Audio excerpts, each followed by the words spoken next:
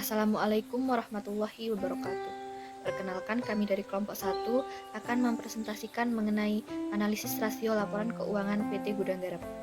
Perkenalkan, nama saya Suci Ramadhani, nomor BP 18 10 11 55 31 0503. Assalamualaikum warahmatullahi wabarakatuh. Perkenalkan, nama saya Rivaldi, nomor BP 1910 11 55 31 0184. Baik, Assalamualaikum warahmatullahi wabarakatuh. Perkenalkan, nama saya Bayu Wirawida Fadila dengan nomor BP 19 10 11 55 31 0105. Assalamualaikum warahmatullahi wabarakatuh. Perkenalkan, nama saya Elvira Hayu, PP 18 10 11 55 31 0306. Perkenalkan, nama saya Bima Rahman Albadi, nomor BP 18 10 11 55 31 0303, akan membacakan presentasi. Rasio keuangan. Rasio keuangan adalah salah satu metode analisa keuangan yang digunakan sebagai indikator penilaian perkembangan perusahaan dengan mengambil data dari laporan keuangan selama periode akuntansi sehingga dapat diketahui kinerja maksimum keuangan perusahaan. Rasio ini seringkali digunakan oleh manajemen perusahaan untuk memutuskan kebijakan-kebijakan yang diberlakukan oleh perusahaan tersebut terhadap penyelamatan aset perusahaan sehingga tidak salah langkah dalam mengambil keputusan. Rasio keuangan perusahaan diklasifikasikan jenis-jenis menjadi 5 kelompok. Yang pertama, rasio likuiditas, yaitu rasio yang menggambarkan kemampuan perusahaan memenuhi kewajiban utang jangka pendeknya. Artinya, apabila perusahaan ditagih, maka akan mampu untuk memenuhi membayar utangnya yang segera jatuh tempo.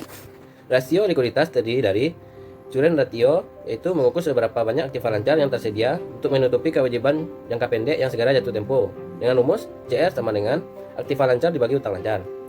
Acid test ratio atau rasio sangat lancar adalah rasio yang menunjukkan kemampuan perusahaan memenuhi atau membayar kewajiban utang lancar jangka pendek dengan aktiva lancar tanpa memperhitungkan nilai persediaan. Dengan rumus, kas ditambah efek ditambah piutang dibagi utang lancar. Kas rasio adalah mengukur seberapa besar uang kas yang tersedia untuk membayar utang lancar. Dengan rumus, kas tambah bank dibagi utang lancar. Rasio perputaran kas adalah untuk mengukur tingkat kecukupan modal kerja yang dibutuhkan untuk membayar tagihan dan membiayai penjualan. Biaya yang terkait dengan penjualan dengan rumus penjualan bersih dibagi modal kerja bersih. Inventory to net working capital atau rasio persediaan untuk modal kerja adalah merupakan rasio yang digunakan untuk mengukur atau membandingkan antara jumlah persediaan dengan modal kerja bersih. Dengan rumus inventory to net working capital, persediaan dibagi modal kerja bersih.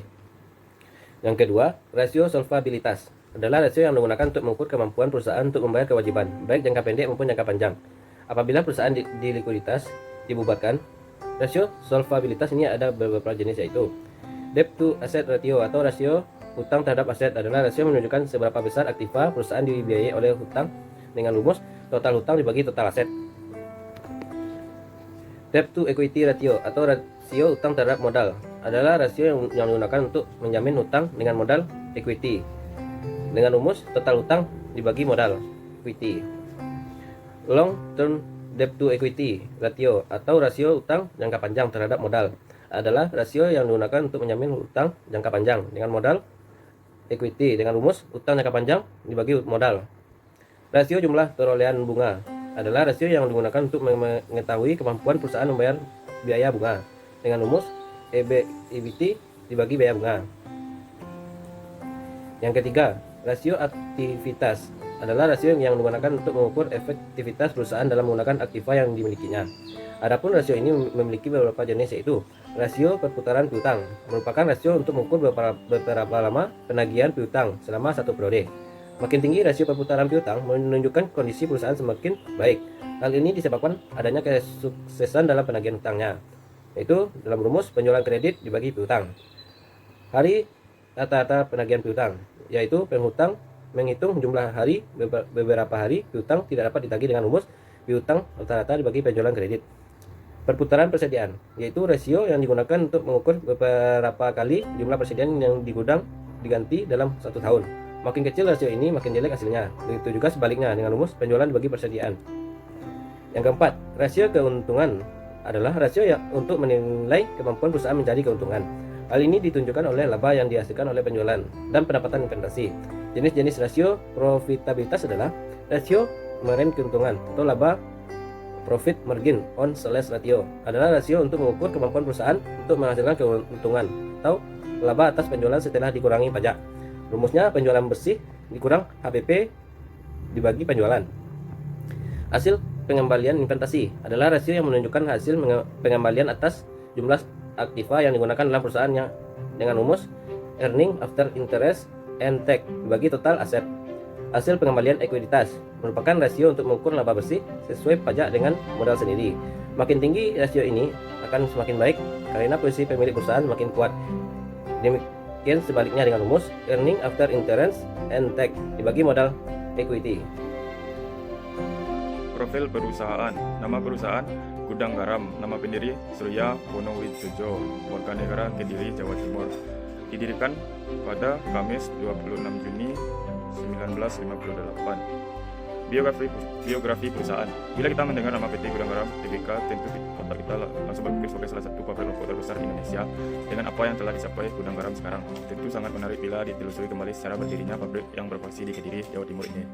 PT Gudang Garam berdiri pada 26 Juni 1958 oleh Jo Ing Hueng yang berganti nama menjadi Surya Wono Wijojo. Pada awal berdirinya, Gudang Garam merupakan industri rumahan yang memproduksi kretek yang bernama SKL dan SKE.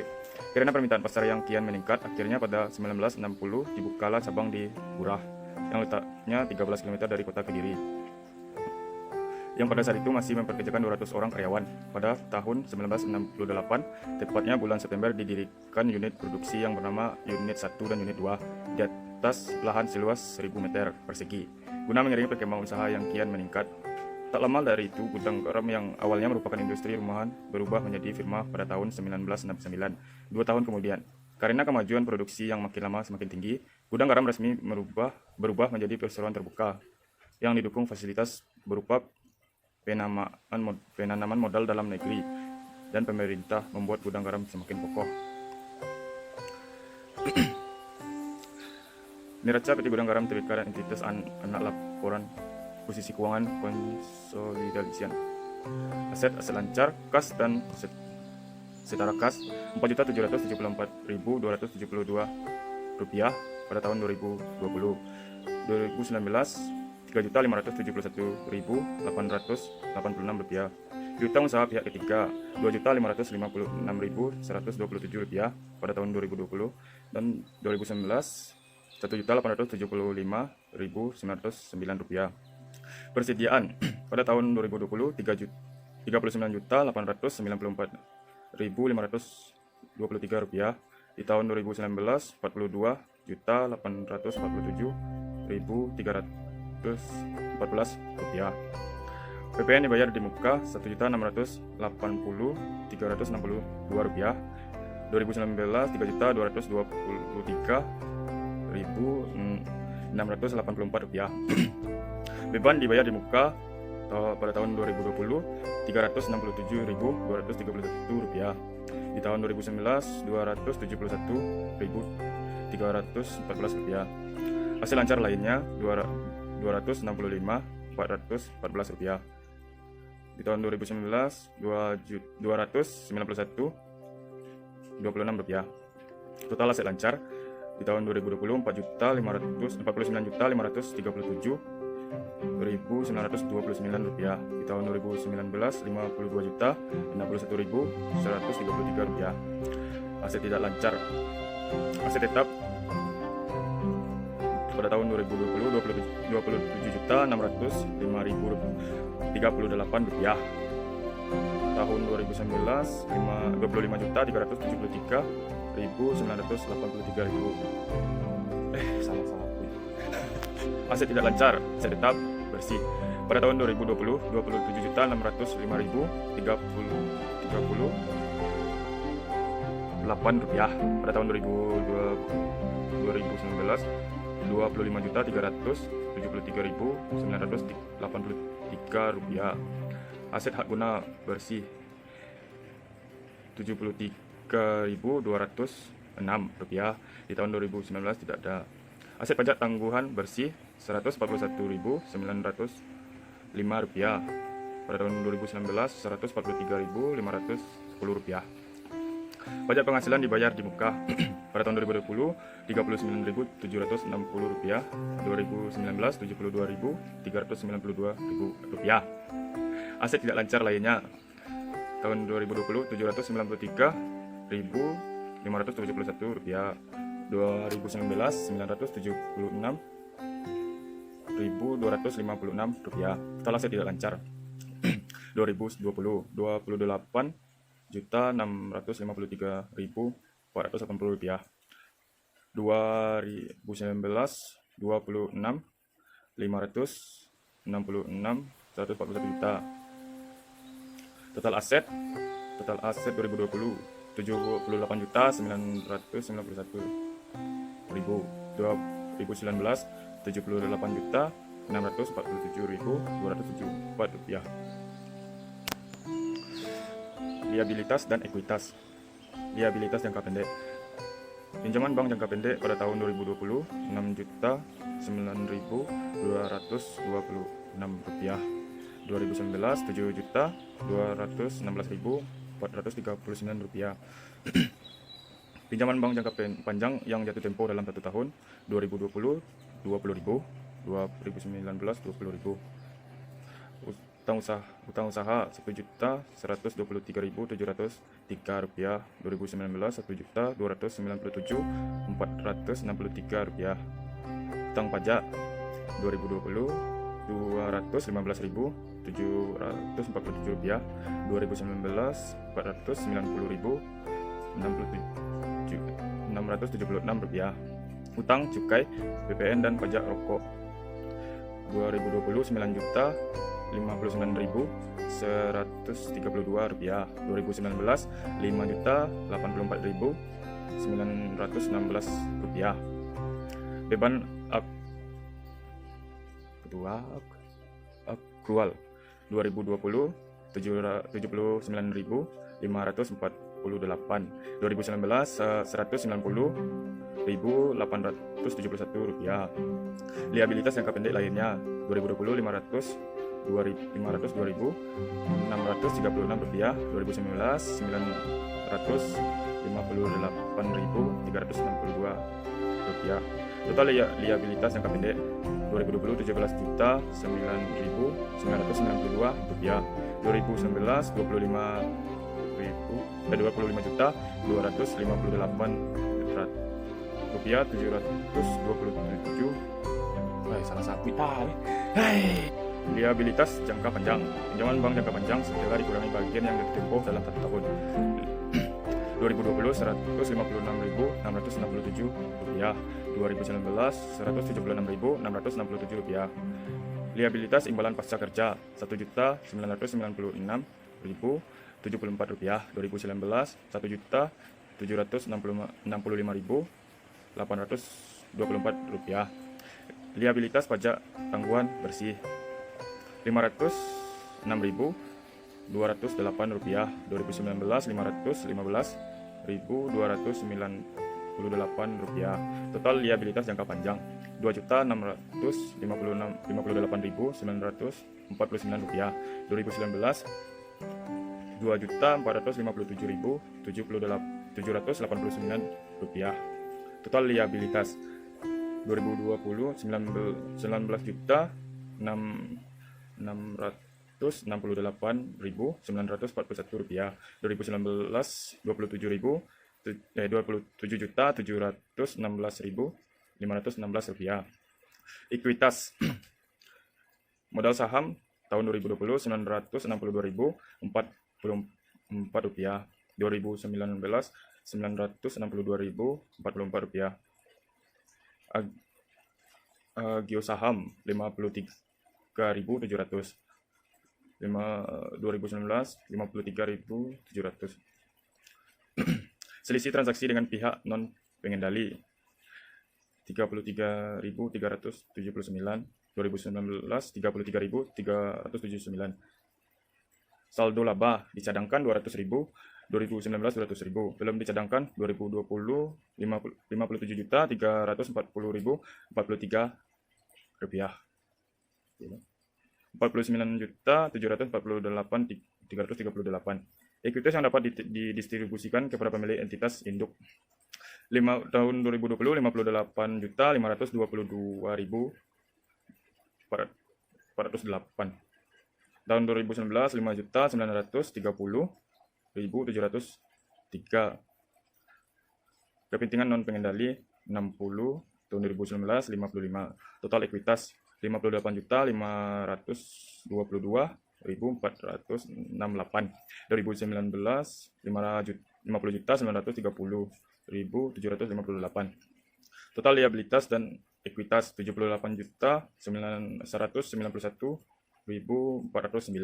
2019 78.647.274.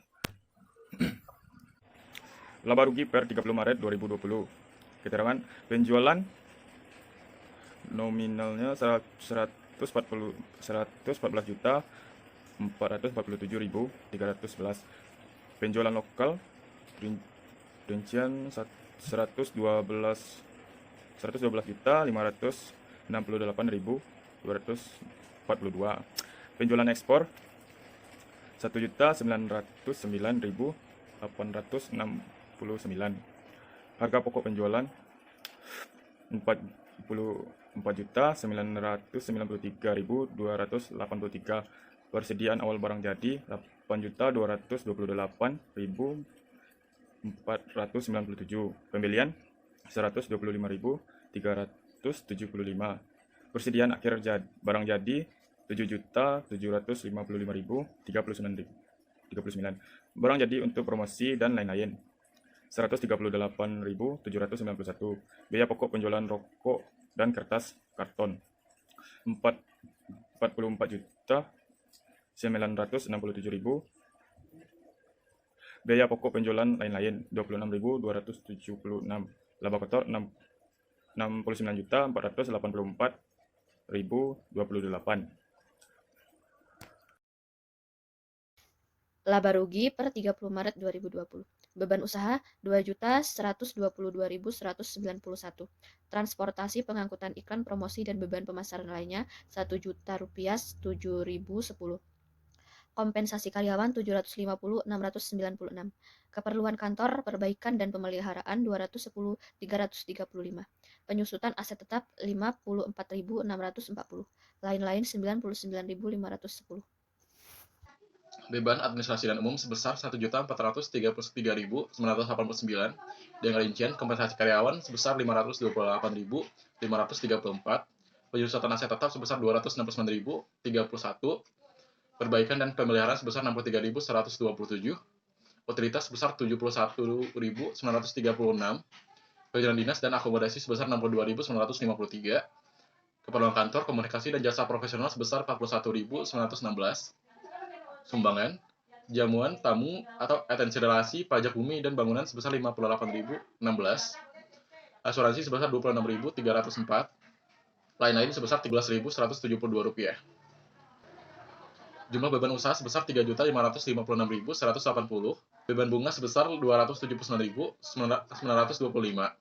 laba sebelum pajak sebesar 3.276.255, pajak sebesar 1.117.371, dan laba bersihnya adalah 2.158.884. Rasio likuiditas. Yang pertama, current ratio dapat dihitung dengan aktiva lancar dibagi dengan hutang lancar. Hutang lancar sebesar Rp49.026 dibagi dengan Rp15.950 sama dengan 3,12. Dengan interpretasi kemampuan untuk membayar hutang lancar yang segera harus dipenuhi dengan aktiva lancar. Setiap hutang lancar senilai Rp1 dijamin oleh aktiva lancar senilai Rp3,12. Hal ini menunjukkan bahwa sumber dana aktiva lancar berasal dari hutang lancar. Ini akan menimbulkan risiko apabila seluruh kewajiban lancar jatuh tempo secara bersamaan, sehingga perusahaan kesulitan untuk memenuhi aktiva lancarnya kembali. B. Cash ratio. Cash ratio dapat dihitung dengan kas ditambah kas di bank dibagi dengan hutang lancar, yakni 6.561 dibagi dengan 15.930 mendapatkan hasil Rp0,1 dengan interpretasi kemampuan membayar hutang dengan segera yang harus dipenuhi dengan kas yang tersedia dan perusahaan yang dapat segera diuangkan. Setiap hutang lancar senilai Rp1 dijamin oleh kas senilai 0,41. Hal ini akan menimbulkan risiko apabila seluruh kewajiban lancar jatuh tempo secara bersamaan, sehingga perusahaan tidak memiliki kas untuk membayar kewajiban lancarnya dan biaya operasional lainnya. Quick ratio atau acid test ratio dapat dihitung dengan kas ditambah efek ditambah piutang dibagi dengan utang lancar, yakni 6.561 ditambah 2.531 dibagi dengan 15.950 sama dengan 0,57. Dengan interpretasi kemampuan untuk membayar utang, yang segera harus dipenuhi dengan aktiva lancar yang lebih liquid. Setiap utang lancar senilai Rp1 dijamin dengan quick asset senilai Rp0,57. Hal ini akan menimbulkan risiko apabila seluruh kewajiban lancar jatuh tempo secara bersamaan, sehingga perusahaan tidak memiliki aktiva lancar yang lebih liquid untuk membayar kewajiban lancarnya. D. Cash turnover dapat dihitung dengan penjualan bersih dibagi dengan modal kerja bersih, yakni 60.587 dibagi dengan 33.607, mendapatkan hasil 1,80 dengan interpretasi kemampuan perusahaan untuk membayar tagihan dan biaya penjualan. Setiap Rp1 tagihan dan biaya penjualan dijamin dengan Rp1,80 dari modal kerja. Hal ini menunjukkan bahwa kemampuan perusahaan untuk memenuhi biaya tagihan dan penjualan dengan modal kerjanya cukup bagus. E. Inventory to net working capital dapat dihitung dengan persediaan dibagi dengan modal kerja bersih, yakni 39.682 dibagi dengan 9.537 dikurang dengan 15.930 sama dengan 1,29. Dengan interpretasi kemampuan perusahaan untuk memperoleh persediaan dari modal kerja, setiap Rp1 persediaan dijamin dengan Rp1,29 modal kerja bersih. Hal itu menunjukkan bahwa untuk memperoleh persediaan dari modal kerja cukup baik, sehingga persediaan tetap terjaga. 2. Rasio solvabilitas. A. Debt to equity ratio dapat dihitung dengan utang lancar ditambah dengan utang jangka panjang dibagi dengan modal kerja atau equity. Dengan interpretasi, setiap Rp1 hutang dijamin oleh 0,336 modal sendiri. Hal ini menimbulkan risiko apabila seluruh utang perusahaan jatuh tempo secara bersama, sehingga perusahaan kekurangan modal apabila melunasi utang-utangnya. Yang B. Debt to asset ratio dapat dihitung dengan total utang lancar ditambah dengan utang jangka panjang dibagi dengan total aset, yakni 19.668.941 dibagi dengan 78.191.409, mendapatkan hasil 0,25. Interpretasinya adalah setiap Rp1 hutang dijamin dengan Rp0,25 aset.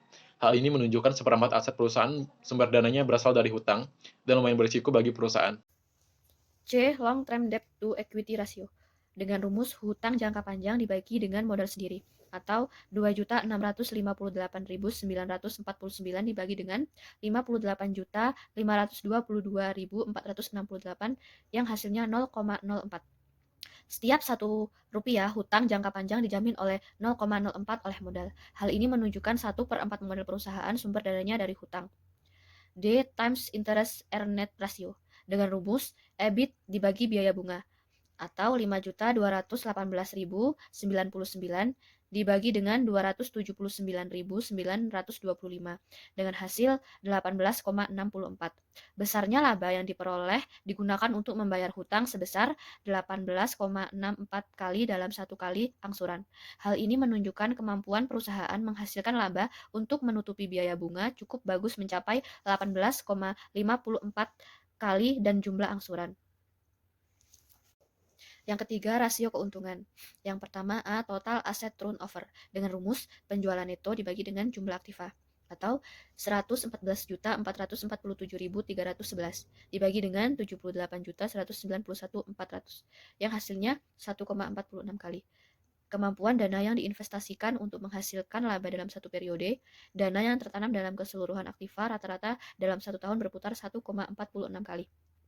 Hal ini menunjukkan perputaran atau tidak cukup lama. Selanjutnya B.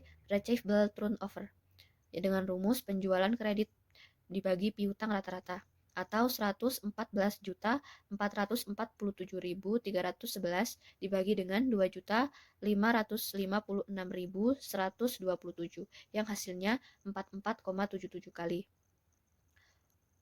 Kemampuan dana yang tertanam dalam inventory perputaran dalam satu periode tertentu. Dana yang tertanam dalam inventory berputar rata-rata 44,77 kali dalam satu tahun. Hal ini menunjukkan bahwa inventory dalam gudang tidak lama tersimpan. C. Average collection period dengan rumus piutang rata-rata dikali 360 dibagi penjualan kredit, atau 2.556.127 dikali 360 dibagi 114.447.311 dengan hasil 8,04 hari. Periode rata-rata yang dibutuhkan dalam pengumpulan piutang piutang rata-rata dikumpulkan setiap 8,04 hari sekali. Hal ini menunjukkan bahwa piutang tertagihnya cukup baik meskipun jumlah piutang tinggi. D. Inventory turnover dengan rumus penjualan inventory dibagi rata-rata atau 114.447.311 dibagi dengan 39.894.523 dengan hasil 2,86 kali. Kemampuan dana yang tertanam dalam inventory berputar dalam satu periode tertentu. Dana yang tertanam dalam inventory berputar rata-rata 2,86 kali dalam 1 tahun. Hal ini menunjukkan bahwa inventory dalam gudang tidak lama tersimpan. Average days inventory dengan rumus inventory rata-rata dikali 360 dibagi penjualan atau 39.894.523 dikali 360 dibagi 114.447.311 dengan hasil 125,49 hari. Periode rata-rata persediaan berada di gudang. Inventory berada di gudang rata-rata selama 125,49 hari. Hal ini menunjukkan bahwa inventory dalam gudang tidak lama tersimpan dan paling lama 1 bulan 4 hari. Rasio keuntungan profitabilitas. Yang A, gross profit margin. Metode perhitungannya, penjualan dibagi HPP penjualan dibagi penjualan.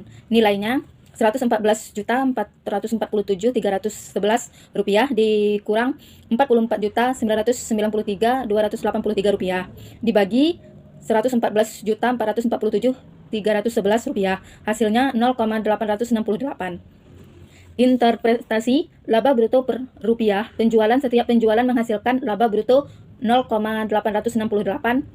Hal ini menunjukkan kemampuan perusahaan untuk mendapatkan laba bruto masih kecil, sehingga kemungkinan untuk menutupi biaya penjualan dan ADM akan sulit dilakukan.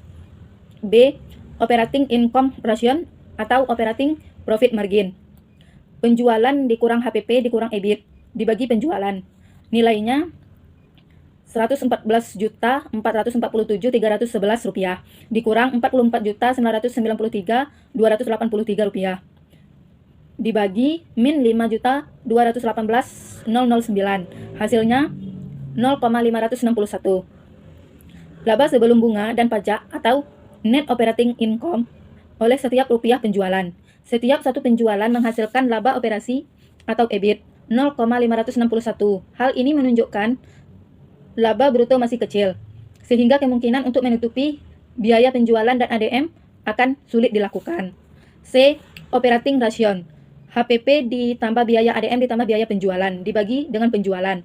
Nilainya 44.993.283 rupiah ditambah 1.433.989 rupiah ditambah 2.122.191 rupiah dibagi 114.447.311 rupiah, hasilnya 0,336. Biaya operasi per rupiah penjualan. Setiap satu penjualan mengeluarkan biaya 0,336. Makin besar rasio ini, makin buruk bagi perusahaan. Dan ini menunjukkan bahwa perusahaan masih mampu menekan biaya-biaya penjualannya. D. Net profit margin. EAT dibagi penjualan. Nilainya 2.158.884 rupiah dibagi 114.447.311 rupiah, hasilnya 0,014. Keuntungan neto per rupiah penjualan. Setiap satu penjualan menghasilkan keuntungan neto sebesar 0,014. Hal ini menunjukkan bahwa perusahaan belum mampu meningkatkan penjualannya. E. Earning power of total investment rate of return of total asset. EBIT dibagi jumlah aktiva. Nilainya 5.218.099 rupiah dibagi 78.191.409 rupiah, hasilnya 0,0066. Kemampuan modal yang diinvestasikan dalam keseluruhan aktiva untuk menghasilkan keuntungan bagi semua investor. Setiap satu modal yang diinvestasikan menghasilkan keuntungan 0,0066. F, net earning power ratio atau return in investment. EAT dibagi jumlah aktiva. nilainya 2.158.844 rupiah dibagi 78.191.409 rupiah. Hasilnya 0,027. Tingkat pengembalian investasi dalam keseluruhan aktiva menghasilkan keuntungan neto 0,027. G. Rate of return for the owner atau Rate of Return on Net Worth. EAT dibagi modal sendiri, nilainya 2.158.884 rupiah. Dibagi 32.527.957 rupiah. Hasilnya 0,066. Kemampuan modal sendiri dalam menghasilkan keuntungan bagi pemegang saham. Setiap satu modal sendiri menghasilkan keuntungan neto 0,066 yang tersedia bagi pemegang saham. Kesimpulannya, dari analisa rasio di atas dapat diambil kesimpulan sebagai berikut. 1. Analisa likuiditas. Pada analisa likuiditas ini menunjukkan bahwa A. Aktiva lancar perusahaan sebagian besar sumber dananya dari hutang lancar. Hal ini dapat dilihat dari current ratio, cash ratio, dan quick ratio. B. Perusahaan mampu menutupi tagihan dan biaya penjualan dari modal kerjanya. Hal ini dapat dilihat dari cash turnover-nya. C. Perusahaan mampu untuk menjaga modal kerjanya untuk memperoleh persediaan, sehingga persediaan tetap terjaga. Hal ini dapat dilihat dari inventory to net working capital. 2. Analisa leverage. Pada analisa ini menunjukkan bahwa A. Perusahaan belum mampu menjamin utang dengan modalnya. Hal ini dapat tercermin pada analisis debt to equity ratio. B. 50% aset perusahaan sumber dananya dari utang yang tercermin dari analisis debt to asset ratio. C. 1/4 modal perusahaan berasal dari utang jangka panjang yang tercermin dari analisis long term debt to equity ratio. D. Perusahaan mampu menghasilkan laba untuk menutupi biaya bunga mencapai 2,3 kali dari jumlah angsuran, tercermin dari analisis times interest in earned ratio. 3. Analisa aktivitas rasio. Pada analisa ini menunjukkan bahwa A. Perputaran aset perusahaan dalam 1 tahun menghasilkan laba setiap 4 bulan. Hal ini tercermin pada analisis aset turnover-nya. B. Kemampuan perusahaan dalam memberikan piutang dan menagihnya sangat baik, di mana rata-rata dana yang tertanam pada piutang berputar 22 kali dalam setahun atau 1,8 bulan. Piutang sudah tertagih. Hal ini tercermin pada analisis receivable turnover-nya. C. Kemampuan perusahaan untuk menanamkan dananya pada persediaan dalam 1 tahun. Sangat baik, di mana persediaan berputar rata-rata 10 kali dalam setahun atau 1,4 bulan. Lamanya persediaan sudah habis di gudang. Hal ini tercermin pada analisis inventory turnover. 4. Analisa profitabilitas rasio. Pada analisa ini menunjukkan bahwa 1. Kemampuan perusahaan memperoleh laba kotor masih kecil dibandingkan dengan jumlah penjualannya. Hal ini tercermin pada analisis gross profit margin. 2. Kemampuan perusahaan dalam menekan biaya-biaya masih dibanding dengan jumlah penjualan per Rp1 meskipun masih di bawah Rp1. Hal ini tercermin pada analisis operating ratio. 3. Pada laba bersih, perusahaan masih jauh mendapatkan laba yang tinggi, di mana masih di bawah jumlah penjualan per Rp1-nya. Sementara laba neto yang dihasilkan masih di bawah Rp1. Hal ini tercermin dari net profit margin-nya. Sekian hasil presentasi dari kami. Jika teman-teman yang ingin bertanya dipersilahkan.